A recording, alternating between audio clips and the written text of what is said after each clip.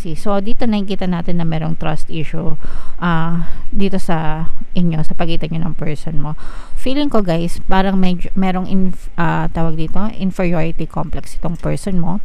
Parang ano siya, parang sa inyong dalawa, ikaw yung alpha. Ibig sabihin, parang you are always in control, ikaw yung palagi nasusunod, ikaw yung palagi nasa taas, ganyan. And parang yung person mo, parang sunod-sunuran sa inyo. Yung parang kung ano yung gusto mo, yung palagi nasusunod, parang wala siyang masyadong say. And sabi ko nga, parang may inferiority complex itong person na to. And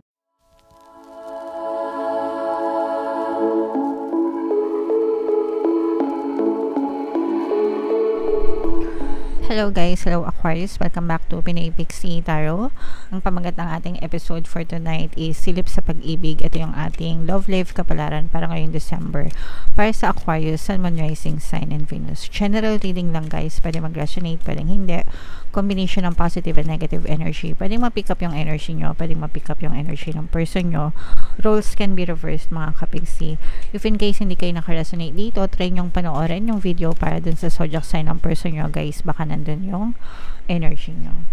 So, dito mga kapigsi, titingnan natin kung ano yung mga gustong sabihin sa inyo ng inyong partner or specific person. Ito yung mga deep emotions, deep thoughts ng person mo. Either gusto niya sabihin or ayaw niya sabihin or gusto niyang itago sa sarili niya.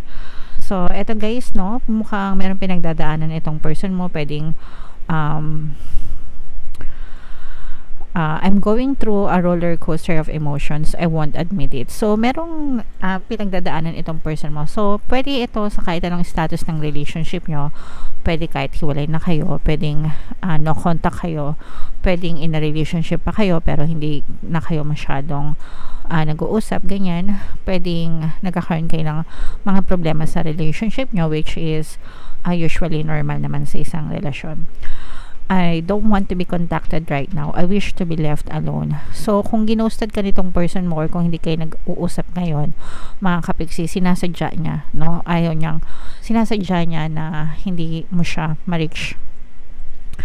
Pwedeng binlock ka niya, pwedeng nagtatago siya, gusto niya makapag-isip-isip kasi sabi niya nga, no, I'm going through a roller coaster of emotion. So, ibig sabihin meron siyang pinagdadaanan, kaya sari-saring emosyon yung pinagdadaanan niya. Parang ano lang, parang Katnil lang sa mga sa mga fans ng Katnil, no.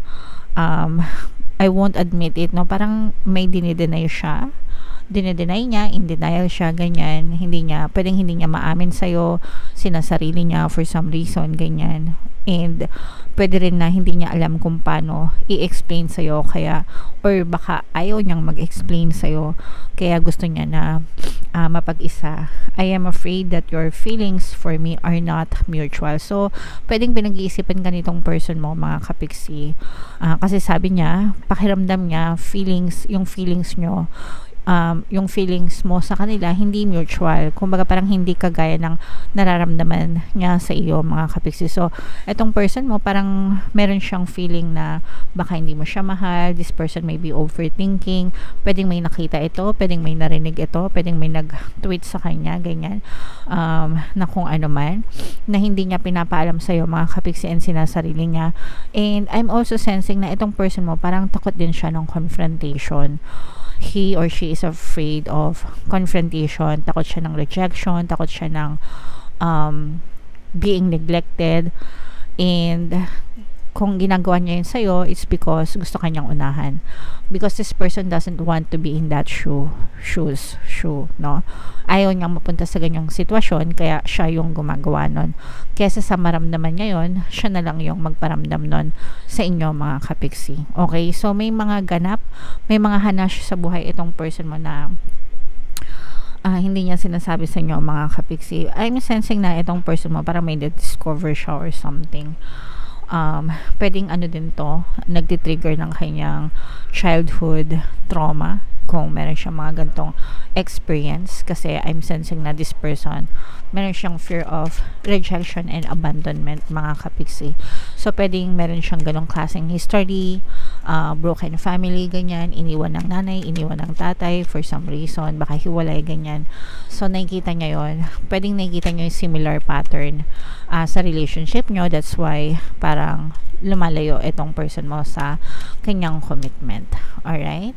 So, comment down below, Aquarius, if feeling nyo naka-resonate kayo dyan sa mga messages niya. So, dito guys, hahanapin natin yung love energy at saka yung energy ng Aquarius. Habang sinashuffle ko to guys, panoorin nyo muna tong video natin regarding sa ating paano mag-manifest ng abundance video course. Kapiksi, sawa ka na ba sa mga struggles at hirap sa buhay mo? Masipag ka ba at masikap sa buhay ngunit hindi ka pa rin umaasenso? Ilang beses ka na bang nag-attempt magnegosyo at mag-invest pero palagi ka pa rin nalulugi? Sa pagkakataon na ito ay maaaring may subconscious beliefs ka na nagiging balakid sa iyong pag-unlad at pagyaman. Introducing, paano mag-manifest ng abundance video course. Dito ay matututunan mong ma-overcome ang mga balakid mo para tuluyan ka ng umunlad, umasenso, sumagana, maging matagumpay, successful at maswerte sa iyong kabuhayan, pera, trabaho, negosyo, salapi at kaperahan ng bonggang-bongga. Dali, mag-send na ng email sa pinoypixitaro@gmail.com at simulan na ang iyong pagyaman ngayon. Alright, so gusto mo bang yumaman kapiksi? Kung gusto mong yumaman, umunlad at umasenso ng bonggang-bongga, mag-avail ka na ng course guys kasi sobrang ganda talaga niyan. And good news mga kapiksi, no, dahil Christmas season ngayon, meron tayong Christmas sale sa lahat ng mag-avail ng course mga kapiksi. Meron tayong 1 free pampaswerte subliminal and 10% discount sa lahat ng mag-avail ng course. So combo yan guys, no, kaya mag-avail na kayo habang may discount pa tayo. Meron din tayong email coaching, manifest your desires using the law of attraction. If meron kayo mga specific na gusto nyong i-manifest, pwedeng love and relationship mga kapiksi, pwedeng money or career, pwede kayo magpabook ng email coaching session with me. Mag-send lang kayo guys ng email sa pinoypixitaro@gmail.com. So, ito yung energy ng love mga kapiksi. Tapos Aquarius guys, kayo ay represent ng Queen of Swords sa ating spread. Meron din tayong presence dito ng fire sign, Aries, Leo, Sagittarius. For some of you, maaaring fire element yung person mo or maaaring may ganyan sila sa kanilang natal chart mga kapiksi. So, dito nakikita natin na merong trust issue dito sa inyo, sa pagitan nyo ng person mo. Feeling ko guys, parang merong tawag dito, inferiority complex itong person mo. Parang ano siya, parang sa inyong dalawa, ikaw yung alpha. Ibig sabihin parang you are always in control, ikaw yung palagi nasusunod, ikaw yung palagi nasa taas, ganyan. And parang yung person mo parang sunod-sunuran sa inyo. Yung parang kung ano yung gusto mo, yung palagi nasusunod, parang wala siyang masyadong say. And sabi ko nga, parang may inferiority complex itong person na to. And dahil doon mga kapiksi, doon niya nasasabi na parang feeling niya hindi mutual yung inyong connection kasi parang feeling niya siya yung giver, ikaw yung taker dun sa relationship. Or it could be the other way around. Again guys, pagka love relationship, sabi ko nga sa inyo, pwedeng ma-reverse yung roles. Pero ang nakikita natin dito is parang yung person mo, meron siyang some kind of inferiority complex. Parang itong person mo, takot na takot siya kapag nakikita niya nagagalit ka, kapag ka nag-aano to guys, sa self-pity ito kapag ka kunwari nagagalit ka or parang feeling niya hindi niya nasasatisfy yung mga needs mo, pag palagi ka nagrereklamo sa kanya, pag palagi ka may mga demands sa kanya na feeling niya hindi niya nasaset yung expectations mo, parang feeling niya hindi ka na naging masaya sa ginawa niya, okay, or sa mga ginagawa niya for you, sa mga binibigay niya sa'yo, parang ang feeling niya is palaging may kulang. Parang kahit nagawin niya yung best niya, kahit nagawin niya, ibigay niya sa'yo lahat, parang feeling niya may kulang.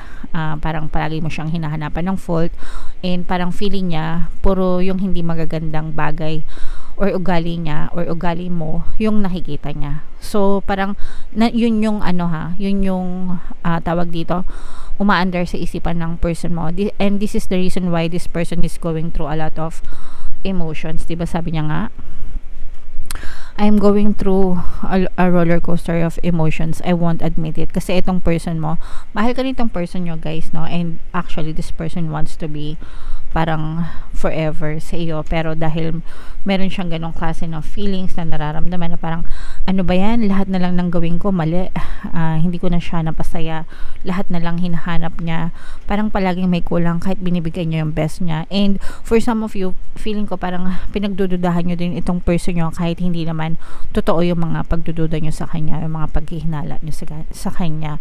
So parang may mga ganon siyang hanash sa buhay.